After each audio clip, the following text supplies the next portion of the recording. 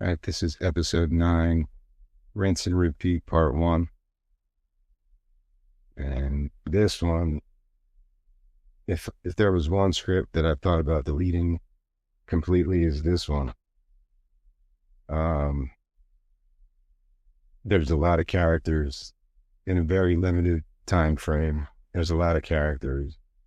Some of them don't have many lines because how do you term it? These are cave people, cavemen, cave women. What's the politically correct term for cavemen? Is there political correctness for that? Anyway, yeah, I almost gave up on this one because my original idea was to have no dialogue at all. Like, no, not even one line of dialogue. These are cave people, and they would just grunt and moan at each other. I guess it's not ruining it to say that even though these are primitive people, it's actually the future and not the past. It's like a future. Humanity has killed the planet with pollution, plastic, and war. And this is way, way, way in the future when the surviving humans devolved back to like cave people because, I don't know, that's just the reverse education of humanity, I guess. So even though these are cave people, and I said it like around Atlantic City again, in like the marshlands, you'll notice right away that it's the future, or it's based on the future of now, because there's like power lines all rotted. And these people probably didn't even know what these things are. Like imagine being born thousands of years from now and seeing electric towers and you have no idea what it is because you didn't grow up. You have no history books. You probably think it's something from God or something. Like that electric tower, it must be a sign from God. Every time lightning strikes it, it glows. That was what was going through my head. How will human beings 1,000, 2,000 years from now, if we collapse and all that stuff happens and we go back to the primitive years, how will human beings react to stuff like that? Because they don't know what it's for. Electrical tower is probably their God or something. That's where my thinking was. So it's a tough script to read. I'm not going to lie. I edited it a lot. I tried to add some comic relief. And eventually I look at it as an animation because it would be too hard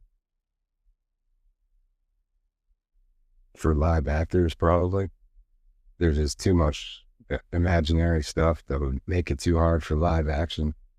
So I view it as an animation or computer graphics because that would make it a lot easier, I think. And there's limited dialogue because they don't speak English. It's just mumbles, I think. And I'm pretty sure that's how I went about it. And I think it's just cool to have actors, or if it's an animation, I kind of have to make up a language pretty much. But the few words I made up, because they don't use English. And that's kind of where I went from there.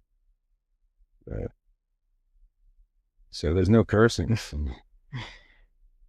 I didn't make up any curse words or anything. But yeah, it's kind of a fairy tale. The whole movie is just the general premise: a storm hits, and the tribe elder and his granddaughter, they get trapped in a tree during this big hurricane. So it kind of tracks how they survive. It goes from there. This was oddly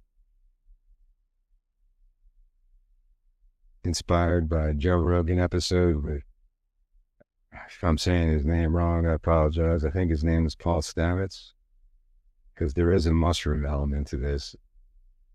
I don't do drugs, but I've been interested in psychedelics a lot. I tried psychedelic mushrooms like in high school, but I don't even know if it was real because I didn't feel anything at all. I don't know what you're supposed to feel. That's the only time I tried it, but I don't know, maybe my friends were just messing with me because I didn't feel anything at all. We had like peanut butter and jelly, and I ate mushrooms inside. But anyway, there is an element of that. And I'm not very knowledgeable about psychedelic stuff. It's interesting to me. Would I ever try mushrooms again or microdosing? Do I think it has healing benefits? I don't know, man. It's possible. Why not? Like, I watched that Hamilton Morris show. I forget what it's called. Is it Pharmacopoeia? Is it something like that? But he goes into it, and it's a very interesting show because psychedelics are kind of like an unknown frontier still, I think. But I'm not a part of that. Maybe because I'm just too afraid to try that stuff. But I always say I try peyote or anything. But anyway, I'm going off topic. There's definitely an element of that to this. Like, what if a future primitive society gains knowledge through utilizing psychedelic mushrooms or something, which I stole that completely from the Terence McKenna idea. Yeah. Terence McKenna and the Stoned Ape theory, which, whatever, some people say it's a ridiculous idea, but it's a cool idea, whether it's ridiculous or not. That's how humanity's collective consciousness kind of grew so rapidly was because of psychedelic mushrooms. I've always been interested in that stuff, or not always, but at least since 2020 or so. It's kind of been an issue that kept popping back up, and I included it in this episode and some other episodes too. But I'm going too long with this one. So if any of this sounds interesting to you, read this one, but I'm not going to lie, it's probably the hardest one to get through because it's just action. It's more like reading a short story than a screenplay because there's like no dialogue at all. I didn't know how to handle it. So if any of my scripts will be a challenge to produce or even read, it's probably this one. But I think there's some really funny moments, and I tried to be as funny as possible to make the reading experience more enjoyable. And I was going to cut it there because I went way too long with this one.